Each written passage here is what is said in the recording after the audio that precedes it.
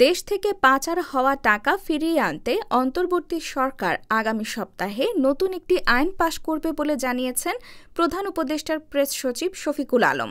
তিনি বলেছেন, পাচার করা টাকা কিভাবে আনা যায় সেটা ত্বরান্বিত করার জন্য একটা বিশেষ আইন খুব শিগগিরই করা হবে। আগামী সপ্তাহের মধ্যে আপনারা এই আইনটা দেখবেন।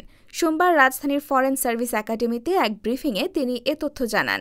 প্রেস সচিব বলেন, দেশ থেকে পাচার হওয়া টাকা ফেরাতে নতুন একটা আইন তৈরির সিদ্ধান্ত নিয়েছে সরকার। আগামী সপ্তাহে নতুন আইনটি পাশ হবে। পাচারকৃত টাকা ফিরিয়ে আনতে সরকার ৩০টিরও বেশি আন্তর্জাতিক ল ফার্মের সঙ্গে চুক্তি করছে। টাকা ফেরত আনার প্রচেষ্টা নিয়ে হওয়া মিটিংয়ের কথা জানিয়ে তিনি বলেন, টাকাটা ফেরত আনার প্রচেষ্টা কতদূর এগোলো সেটার ওপর আজ একটা বড় মিটিং হয়।